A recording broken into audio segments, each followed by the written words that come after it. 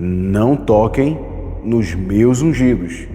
E se eu te disser que essa frase pode estar sendo utilizada totalmente fora de contexto para impedir qualquer tipo de prestação de contas dentro da igreja? Você pode ter escutado essa expressão a vida inteira. Mas será que a Bíblia realmente ensina isso?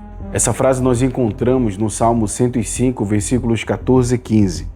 Deus não permitiu que ninguém os oprimisse, e por amor deles repreendeu reis, dizendo: não toquem nos meus ungidos, nem maltratem os meus profetas.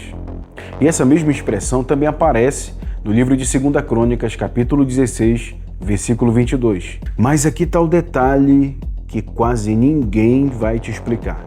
O texto não está falando de pastores modernos e nem tampouco criando uma espécie de blindagem espiritual para lideranças religiosas.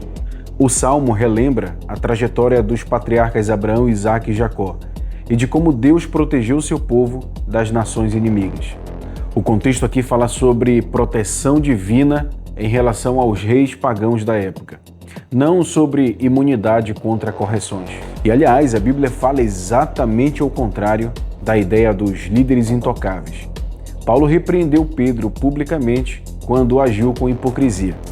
Em Gálatas capítulo 2, versículo 11, fala o seguinte: quando, porém, Cefas veio a Antioquia, resisti-lhe face a face, porque havia se tornado repreensível. Se a ideia do não toquem nos meus ungidos significasse nunca repreender em hipótese alguma qualquer liderança religiosa, então Paulo pecou gravemente contra Pedro, que por sinal era um apóstolo muito mais antigo que ele, mas ele fez isso justamente para preservar a verdade do Evangelho.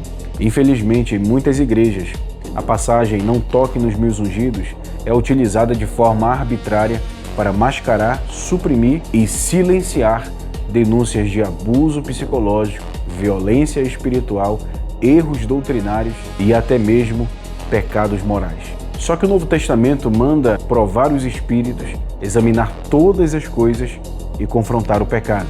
Em Atos 17, versículo 11, os bereanos foram elogiados por conferirem tudo nas Escrituras. Ora, estes de Bereia eram mais nobres do que os de Tessalônica, porque receberam a palavra com toda a avidez, examinando as Escrituras todos os dias, para ver se as coisas de fato eram assim. Os bereanos foram elogiados porque conferiam nas Escrituras tudo que lhes era ensinado. Eles não aceitavam uma autoridade humana acima da palavra. Enfim, na Nova Aliança, todo cristão pertence ao Senhor e foi ungido pelo Espírito Santo. A verdadeira proteção da igreja nunca foi o silêncio diante do erro, sempre foi a submissão absoluta às Escrituras. Até porque uma liderança fiel a Deus não teme ser examinada pela palavra. Pelo contrário, ela convida o povo a fazer exatamente isso. Portanto, se você vem sofrendo qualquer tipo de violência espiritual ou abuso psicológico por parte de um falso ungido, denuncie e fuja desse lugar. Há muitos pastores fiéis ao Senhor que podem cuidar de você. Mas e aí? Você já tinha pensado dessa forma? Então não esquece de curtir esse vídeo, comenta aqui embaixo e envia ele para quem precisa ouvir isso.